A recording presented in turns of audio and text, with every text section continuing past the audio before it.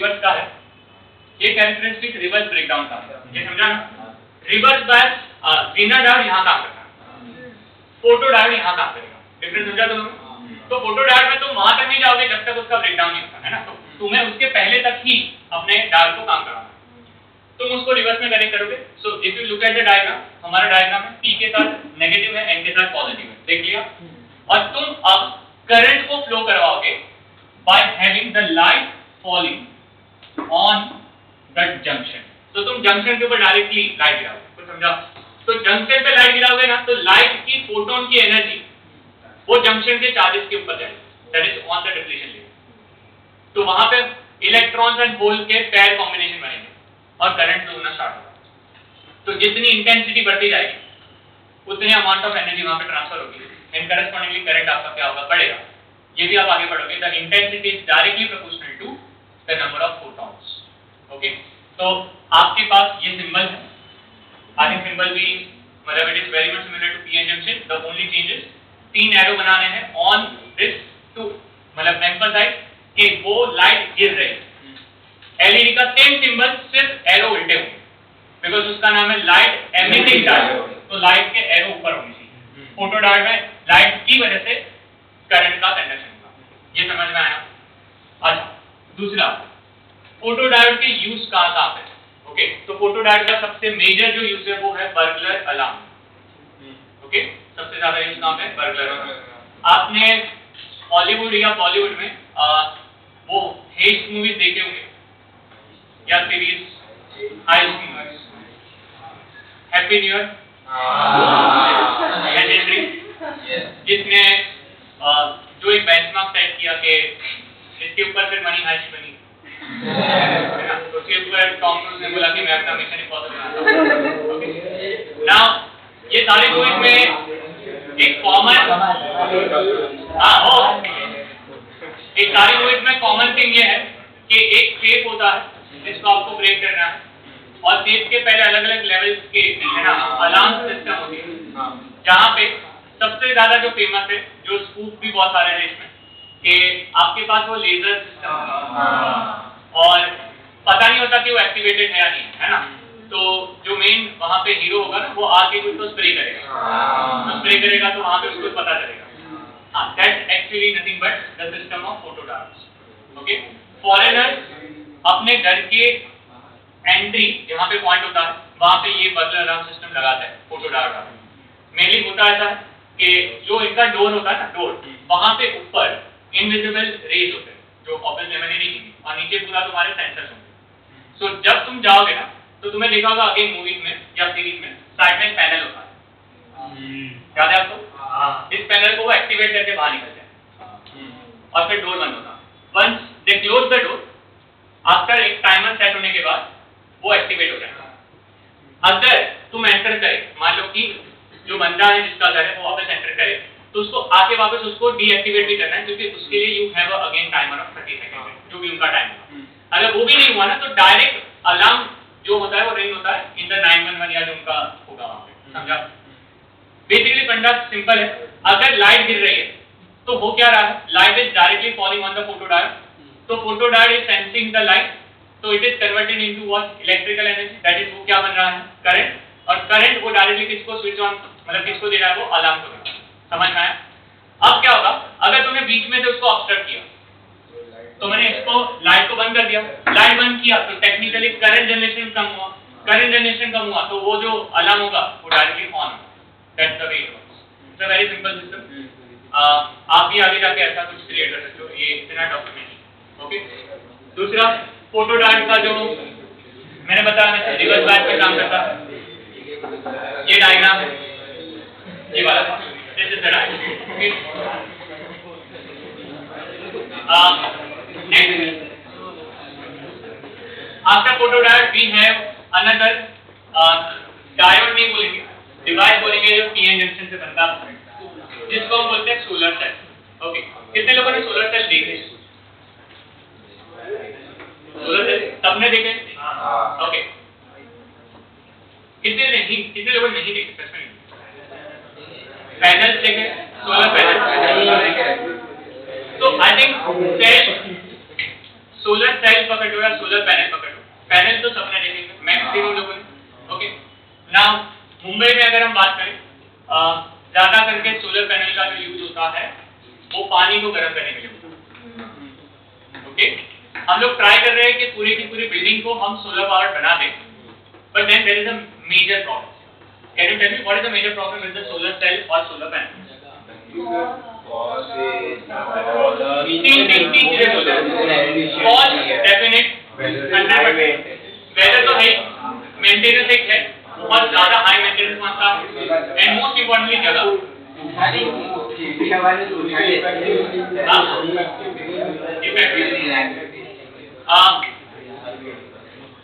सुनो, हम लोग, मैंने जैसे आपको पहले बताया था जब हम सेमीकंडक्टर से स्टार्ट कर रहे थे, हम लोग थर्मल पावर प्लांट में काम करता था। जैसे मैं थर्मल पावर प्लांट में था, मेरा एक फ्रेंड जो था एनटीपीसी में, वो एनटीपीसी के सोलर पावर प्लांट में था। ठीक है, मैं जो थर्मल पावर प्लांट में काम करता था, वहां पे जो मैंने आपको बताया था 5 किलोमीटर का रेडियस था, उसमें हमारा पूरा पावर प्लांट था। उस 5 किलोमीटर के रेडियस में 500 मेगावाट के 2 पावर प्लांट एंड 660 मेगावाट के 2 पावर प्लांट, मतलब इफ यू कंबाइन तो 2000 मेगावाट का पावर प्लांट था 5 किलोमीटर के अंदर।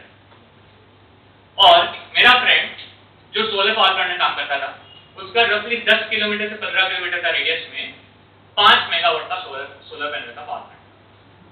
डिफरेंस समझो, मैं 5 मेगावाट में 2000 मेगावाट, 5 किलोमीटर में 2000 मेगावाट का क्या जनरेट कर पा रहा हूँ, इलेक्ट्रिसिटी 2000 मेगावाट। और वहां पे मैं 10 किलोमीटर के रेडियस में मैं पूरा एक बड़ा सा इतने में सिर्फ कितना जनरेट कर पा रहा हूँ, 5 मेगावाट, दैट्स इट, 5 मेगावाट। तो दैट्स द प्रॉब्लम। ये मैं बहुत पहले की चीज बता रहा हूँ, अभी का एडवांसमेंट हुए काफी, बट ये है डिफरेंस। और इसी वजह से सोलर सेल से ना वोल्टेज जनरेट तो होता है, डीसी वोल्टेज जनरेट होता है, बस बहुत बहुत कम। तो जनरली ये जो डायग्राम बनाया है, ये इस तरह से मेनली मेटल कॉन्टैक्ट के साथ होता है। इसका मैं थोड़ा बेटर वर्जन बताता हूँ, हमारे टेक्स्ट बुक में ज्यादा बेटर है। बाय द वे, यहाँ पे आपको दिख रहा है ये वाला part, this is the photo diagram. Okay, यहाँ पे आप देख रहे हो ना एक छोटा सा सिंबल, मतलब एक विंडो जैसा है, वो विंडो में आपको लाइट दे रहा है। ओके,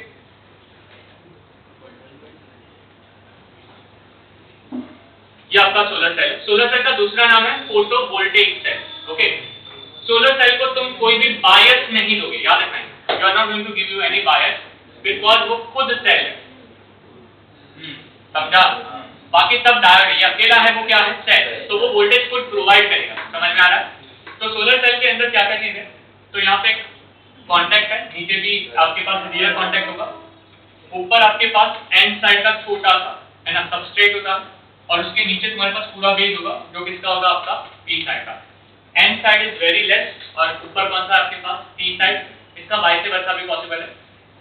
अगर ऊपर एन साइड होगा तो ये साइड पे कौन सा चार्ज डेवलप होता है, मतलब नेगेटिव, एन साइड पे एन इलेक्ट्रॉन्स, और पी साइड पे क्या होंगे, होल्स।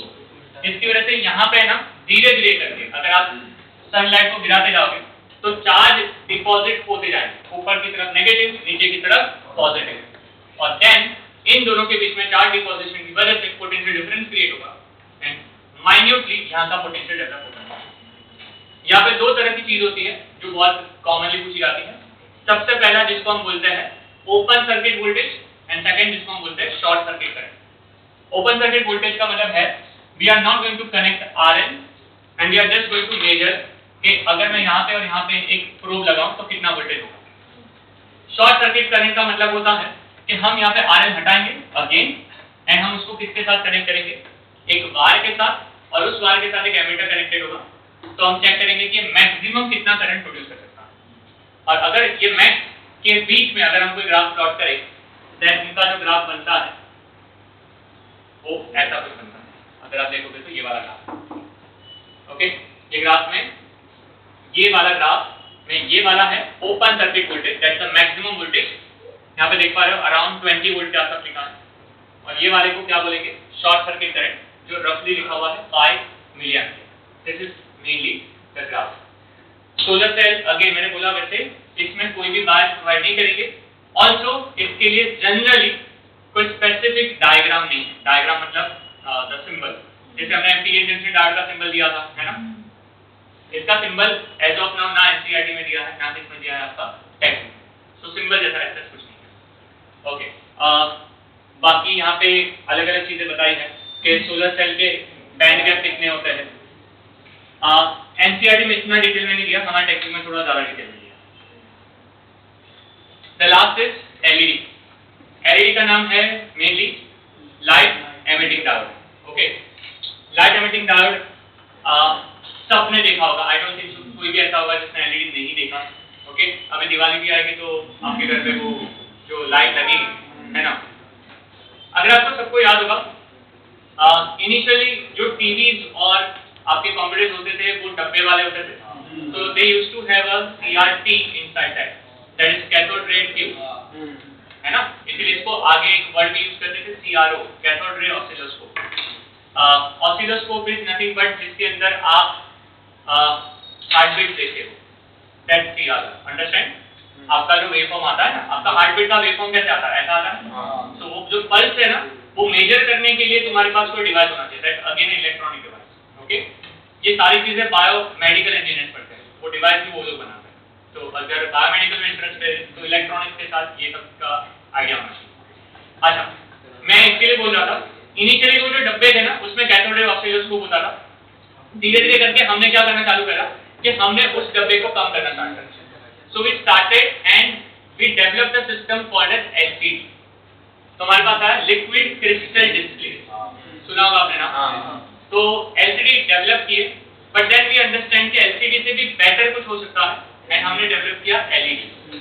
तो आजकल के जो टीवीज आते हैं वो एलईडी ओएलईडी करके आते हैं, आपने सुना होगा, जिसका पिक्सल रेट जो होता है, जो ब्राइटनेस होती है, एट द सेम टाइम जो उनका जो बोलते हैं ना कि sharpness of the picture is very good. The reason is that because पहले कैथोड रे ऑसिलोस्कोप में यहाँ से प्रोजेक्शन होता था और यहाँ पे स्क्रीन होती थी और यहाँ से आपके अलग अलग रेज आते थे हर पॉइंट पे।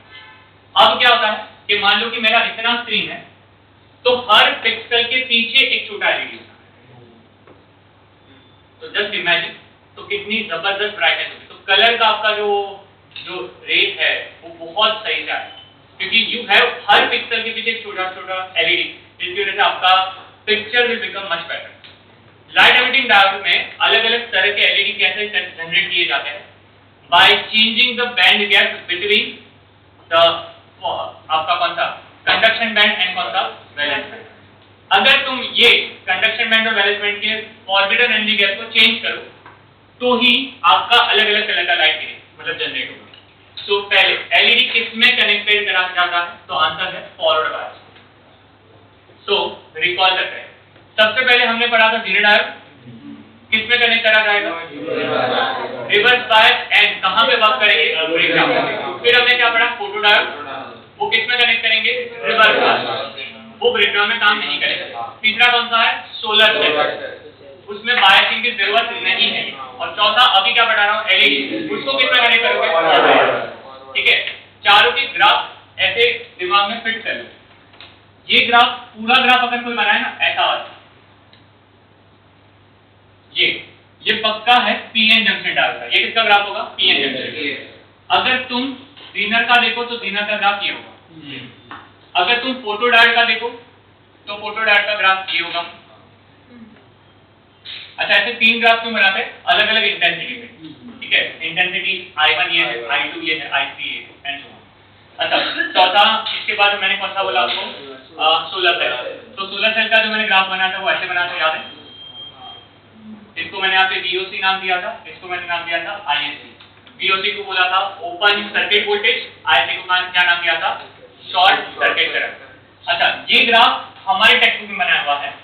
एनसीईआरटी में इसी ग्राफ को उन्होंने ऐसा बनाया, मतलब कुछ ज्यादा फर्क नहीं है। इसको हमारे में फर्स्ट क्वाड्रेंट बनाया, उन्होंने कौन से क्वाड्रेंट बनाया है? Fourth quadrant. दैट्स ओके, मतलब इतना कुछ major problem. Last but not least, कौन सा है आपका ग्राफ? एलईडी। एलईडी को किस में कनेक्ट करने वाले हैं हम? फॉरवर्ड, इसलिए उसका ग्राफ सिर्फ इतना होगा। ओके, तो अगेन मैं द कॉलम वाले क्वेश्चन ये पूछ चुका है, ग्राफ चारों दिए हैं, चारों टाइप के डायोड दिए हैं, क्रॉस करो बता, ठीक है। अच्छा, एलईडी में जैसे मैंने बताया, अगर तुम डिफरेंट टाइप के मटेरियल यूज करोगे तो अलग कलर जनरेट होता है। सो मटेरियल की पूरी लिस्ट यहाँ पे है। Example, when LED is manufactured using aluminium gallium arsenide, तो अगर तुमने एल्यूमिनियम गैलियम आर्सेनाइड यूज किया तो यहाँ पे लिखा हुआ है क्या जनरेट करता है वो इंफ्रारेड, तो इट विल जनरेट इंफ्रारेड। फिर अगर गैलियम आर्सेनिक फॉस्फाइड यूज करोगे तो या तो रेड बनाएगा या तो क्या बनाएगा येलो। नेक्स्ट अगर एलईडी को एल्यूमिनियम गैलियम और फॉस्फाइड यूज किया तो या तो रेड बनाएगा या तो क्या बनाएगा ग्रीन। एंड लास्ट अगर तुमने जिंक सेलेनाइड यूज किया तो कौन सा टाइप का बनाता है ब्लू। तो जो आपके अलग अलग तरह के लाइट्स आते हैं वो फिक्स मटेरियल से मिलते हैं। Okay, this is again the simple आपका कंस्ट्रक्शन पार्ट, वो उसका है जो मैं बता चुका हूँ। These are advantages, these are the applications, these are disadvantages. Maharashtra board literally पागल है, तो it can ask anything like 4 marks में पूछ सकता है write a short note on LED, that's it. तो आपको उसमें सब लिखना पड़ेगा, like you have to write कि उसका कंस्ट्रक्शन कैसे होगा, उसके एडवांटेज क्या है, डिसएडवांटेज क्या है, ओके, दूसरा एप्लीकेशन क्या है ना। अच्छी बात क्या है, तुम 2 मार्क्स तक तो लिख ही लोगे। कैसे? तुम्हें एलईडी का सिंबल आता है, तुम्हें एलईडी का फुल फॉर्म आता है, तुम एलईडी कौन से बार में काम करवाते वो आता है, तो तुम्हें उसका ग्राफ आता है, ठीक है। बेसिक एप्लीकेशन पक्के से लिख लोगे क्योंकि एलईडी सब जगह यूज होती है, तो कुछ भी लिखते जाओ, 4-5 चीजें तो लिख लोगे। तो मैंने बोला कितने मार्क्स का आ जाएगा तुम्हें? 2 मार्क्स का नहीं आया, 2 मार्क्स का नहीं आया। वो आने के लिए डेफिनेटली ये सब पढ़ना है। तो पढ़ने के लिए ये जो वर्किंग ऑफ एलईडी लिखा है वो सब थोड़ा पढ़ना है, किस तरह से काम करता है। क्लियर है? चलो क्वेश्चन सभी आएंगे, आप लोग थोड़ा देखते जाओ, बताते जाओ कि आंसर क्या होगा। पहला क्वेश्चन,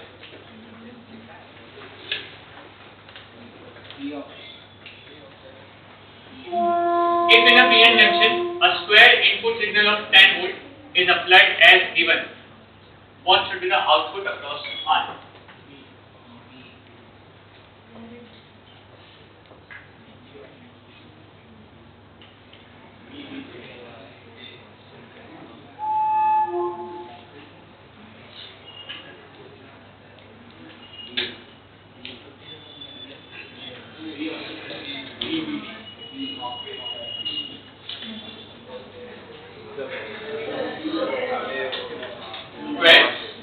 इनपुट मतलब इनपुट जो स्क्वायर टाइप का,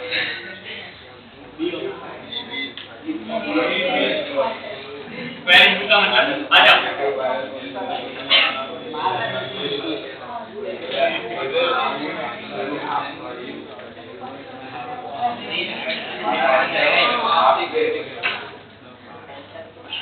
सुनो एवरीवन,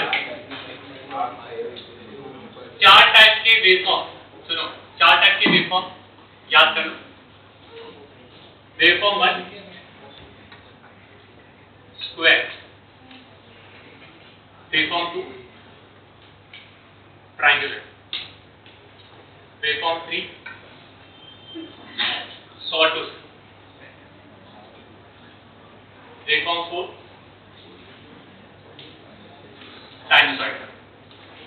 और इस चारों का आरएमएस और एवरेज निकाल के साइड में रट्टा मारते जाओ, क्योंकि यही 4 एसी में है। ये कौन सा बोला? स्क्वायर, ये ट्रायंगुलर, ये और ये साइनसॉइडल, ये फिक्स है। अब साइनसॉइडल के 2 और आ सकते हैं, half wave and full wave. तो हाफ वेव याद है कैसा था, और फुल वेव ऐसे जाए। अगेन वो दोनों के बीच आप फाइंड करके जाओगे आरएमएस और एवरेज। आई थिंक आरएमएस और एवरेज का मैं आपको ऑलरेडी वो टेबल दे चुका हूं, तो तुम्हें पता है। तो ये लेकिन ये चारों इंपॉर्टेंट समझा। तो आई थिंक स्क्वायर वेव क्या है समझा। तो यहाँ पे स्क्वायर वेव ये वाला ऐसे जा रहा है, तुम्हें पता है कि ये हाफ वेव है ना। हाफ वेव क्या करता है, नेगेटिव को 0 कर देता है और पॉजिटिव को रिटेन करता है। तो आंसर बी होगा। तो आंसर ना ए है, ना सी है, ना डी है। आंसर क्या होगा आपका? जाओ आगे, पक्का पढ़ो answer. The peak voltage in the output of a half wave diode rectifier fed with a sinusoidal signal without filter is 10 volt. The DC component of output voltage is how much?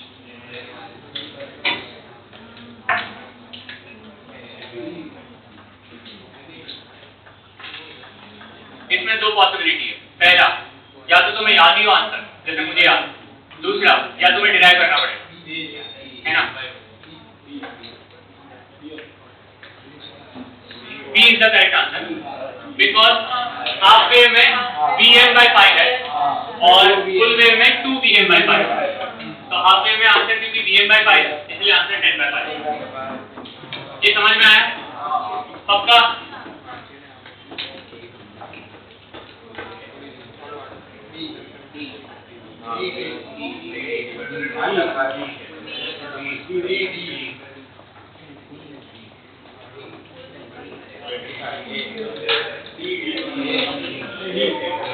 अगर input frequency 50 है तो full wave की triple frequency कितनी होगी? 50 या 100?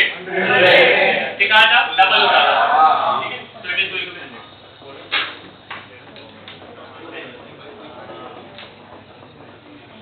Answer मत बताओ, तो ये बताओ, कर सकते हो ये कैसे करना चाहिए भाई? तो एनसी बाय लैम्बडा से लैम्बडा 3 है तो टेक्निकली क्या आ जाएगा? NC by ET. बाकी एनसी डिवाइड बाय 1.9 करेंगे तो आंसर आ जाएगा। पक्का? ठीक है। Do you know all colour का वेवलेंथ? सब कलर के वेवलेंथ याद है? क्या है रेंज बताओ? 400।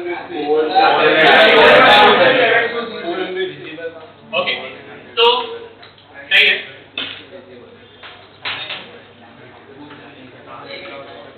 चलो,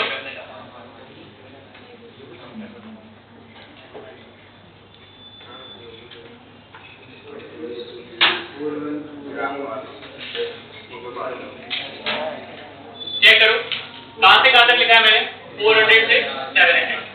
अच्छा, रफली अगर हम देखेंगे तो 1 2 3 4 5 6 7 सारे आ गए कलर। क्या विक्योर है हमारा? तो ये बाहर लेके ये रहेगा। 50 के रेंज में याद करो, हो जाएगा ना ये? तो रफली इसी रेंज में आपके पास आएगा। ये मैं इसके लिए भी बता रहा हूं क्योंकि इसमें उल्टे क्वेश्चन भी आता है। तुम लैम्बडा कैलकुलेट करके बताओ कौन सा कलर जनरेट होगा, ये समझा? तो एलईडी का कौन सा कलर होगा वो कैलकुलेट करने के लिए तुम्हें रेंज पता होनी चाहिए। अरे समझ में आ रहा है? ओके, ये ग्राफ किसका है उसमें से करेस्पॉन्डिंगली स्टेटमेंट आइडेंटिफाई करो। ये ग्राफ एलईडी का है या सोलर सेल का? अच्छा, लेट्स गो लॉजिकली। दो ऑप्शन सोलर सेल के हैं, एक फोटोडायोड एक एलईडी। तो इन दोनों में आंसर होगा प्रोबेबिलिटी के हिसाब से। अब चेक करो आंसर क्या है। ए ऑप्शन पक्का? क्योंकि अभी जब सिखाया, ए को बोलेंगे ओपन सर्किट वोल्टेज और बी को बोलेंगे शॉर्ट सर्किट करंट।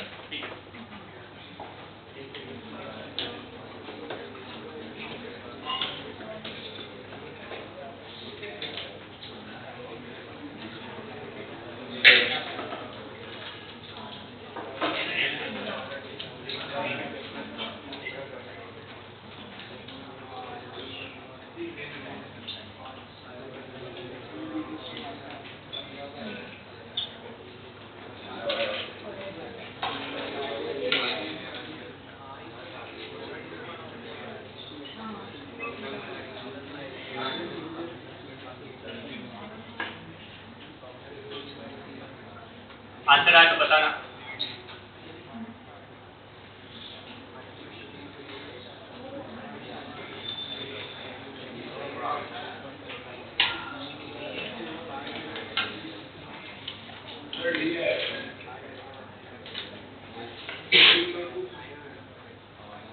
जिसको भी आंसर है हाथ ऊपर करो।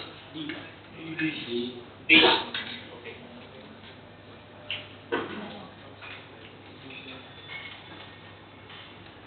बाकी सब कंफर्म करो।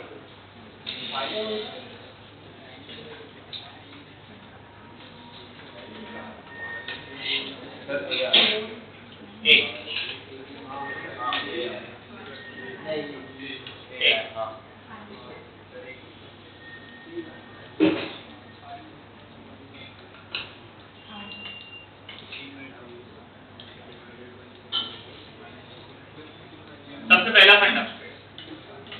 15 है, ये पैरेलल है, तो यहाँ पे 15 वोल्ट आएगा।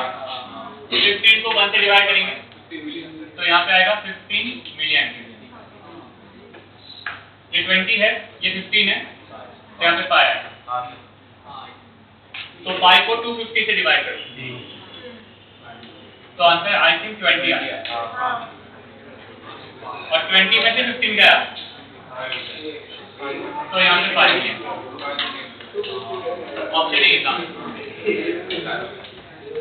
पर बस यही लेवल है जे का, यही है भाई, ये इस चीज से वो खेलेगा। तो आपको बस कैलकुलेशन कैसे करें आप समझा? पक्का डाउट है या आगे जाओ?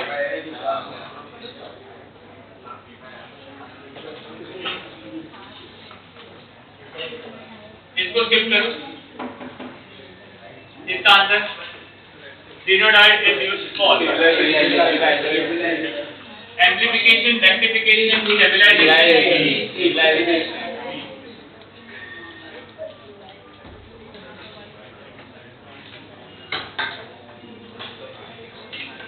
अब क्वेश्चन दिया है, डायग्राम नहीं दिया है, तो आपको अज्यूम कर, वो अज्यूम कर रहे हैं कि आपको डायग्राम पता होगा।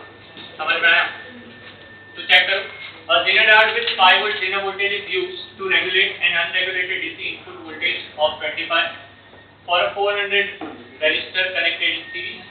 The zener current is found to be 4 times the load current. The load current and the load resistance are how many?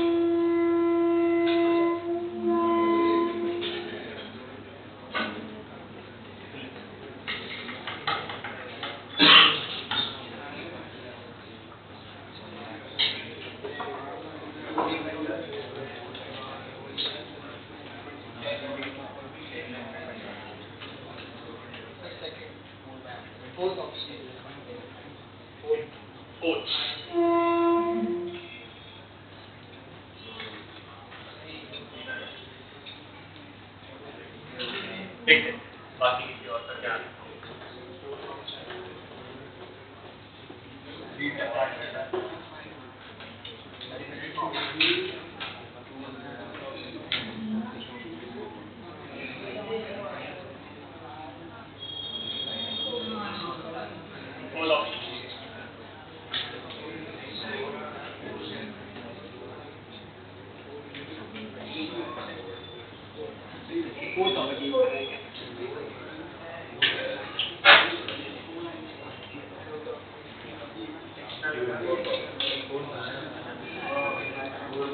जिनका भी आंसर फोर्थ आया है, अगर आया है तो वो करेक्ट है।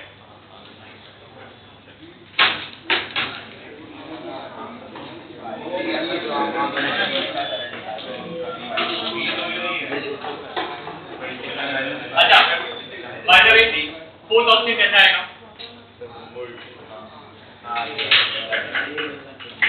तो आई थिंक ये समझ में आया होगा कैसे किया। ये दोनों का करंट ऐड करेंगे तो टोटल 5 मिलेगा। ये 25 ये 5 तो यहाँ पे 20 आएगा, तो 20/400 करेंगे तो तुम्हें जो भी आंसर आएगा 5 आएगा ऊपर, वहाँ से आए मिल जाएगा। आ नहीं गया तो क्वेश्चन में करेंगे।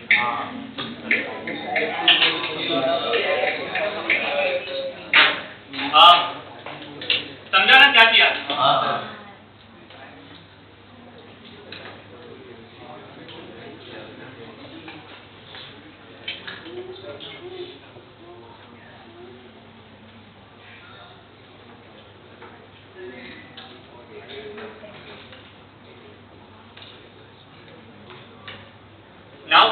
अब उनको है ना थोड़ा बहुत उनको ये चाहिए कि तुम थोड़ा दिमाग इसमें ये लगाओ कि फॉरवर्ड बायस में क्या होता है, रिवर्स बायस में क्या होता है, करेस्पॉन्डिंग ऐसे टाइप के क्वेश्चन सेम है।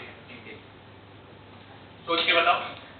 यहाँ बोल रहा है कि आउटपुट वोल्टेज कितना होगा, 10 वोल्ट होगा, 0 वोल्ट होगा, +5 होगा या -5?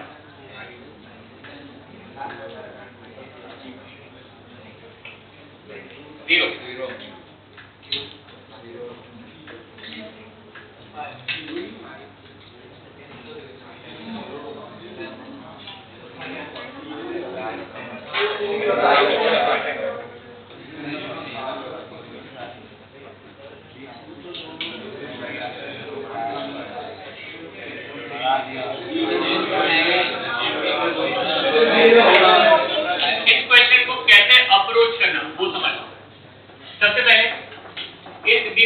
ये नेगेटिव है, negative connected to pi, yes और positive connected to this point, but this point is connected to 5 volt के ऊपर एक रेजिस्टेंस ना, तो ये तुम्हारा सोर्स है, यहाँ से करंट फ्लो होगा और करंट हमेशा higher potential to lower potential flow होगा।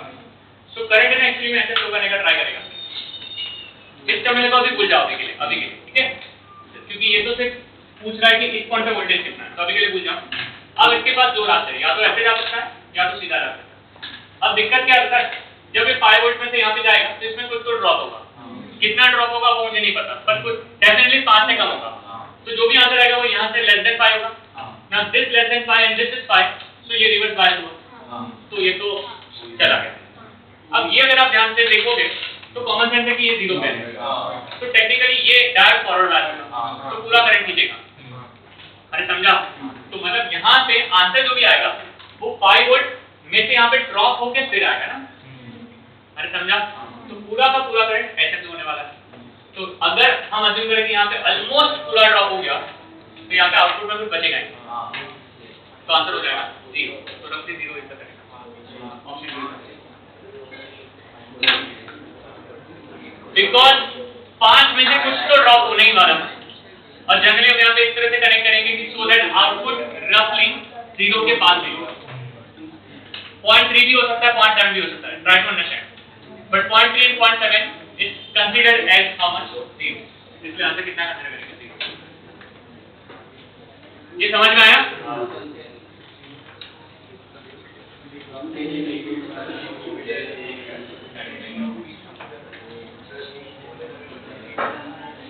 ये वाला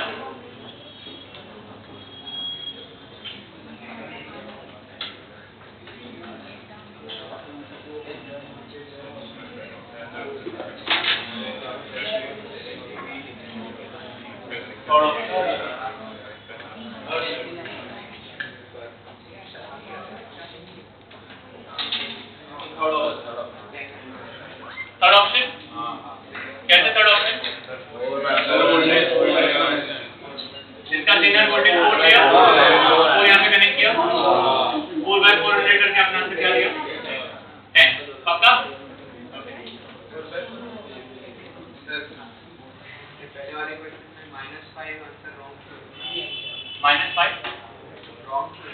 -5 रॉन्ग क्यों है?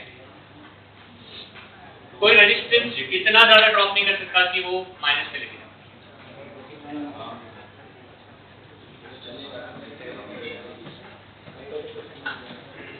क्योंकि तूने बीच में डायोड में 0 ग्राउंड दे दिया, तो बीच में वो ग्राउंड यहाँ पे है ना, तो बीच में नेगेटिव नहीं आएगा, वरना फिर वहां पे सिंक हो जाएगा।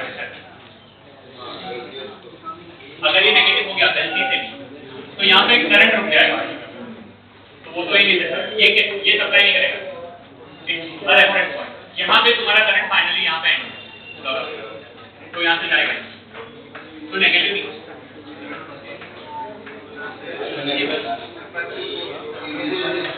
क्या 0 होने पर हाँ, पर वो 0 मतलब यहाँ पे थोड़ा वोल्टेज होगा, जब 0 से थोड़ा हायर लेवल, तो it will be 0.3 0.2।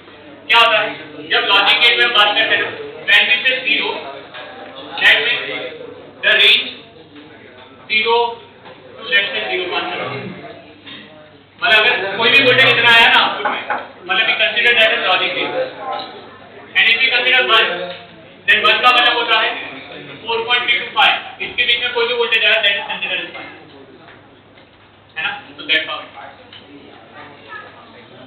Okay, by the way इसका आंसर सही है, पर इन्होंने कुछ यहाँ पे किया है एक्स्ट्रा, वो करने की जरूरत क्यों पड़ी या नहीं करनी चाहिए तो भी चलता, because they have done something and then they have given their answer similarly. Check करो उन्होंने क्या लिखा। पहले उन्होंने समहाउ V1 निकाला। अब V1 कैसे निकाला? उन्होंने 400 लिया, 400 upon 100 plus 400 into 12 करा, तो V1 तुम्हारा आ गया 4/5 into 12 which is 48/5। Here V1 is greater than Vz, so zener breakdown will be take place, so voltage across 400 ohm will be 4 volt। ऐसा क्यों किया? Can you tell me why? ये भाई ये वोल्टेज कौन? ये कितना वोल्टेज निकाला? वो साइड का ना, ये वाले का, ये लोड रेजिस्टेंस का। हाँ, तो फिर ब्रेकडाउन वोल्टेज को उन्होंने 4 लेके फिर सॉल्व करा। व्हाट इफ ये नहीं होता तो?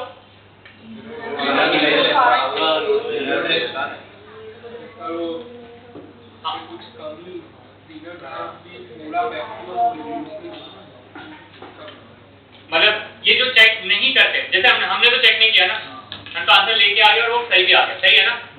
बट ये चेक करने पे उनको क्या समझ में आ रहा है कि ये वोल्टेज इससे ज्यादा है, मतलब जेनर का ब्रेकडाउन हो चुका है, ऐसा अज्यूम कर रहे हैं। बट अगर वो नहीं होता, मतलब ये वैल्यू अभी कितनी आई है 48/5, मान लो कि ये वैल्यू लेस देन 4 आ जाती, पॉसिबल होता ना ऐसा कुछ, तो क्या करते हैं?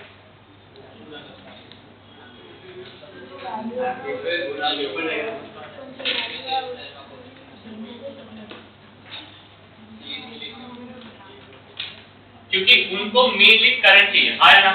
तो शायद मुझे लग रहा है तब तक अगर ये वैल्यू 4 से कम आती, ये वैल्यू किससे कम आती, 4 से कम, तो वही वोल्टेज को हमें लेना पड़ता एंड उसको किससे डिवाइड करना पड़ता, 400 से।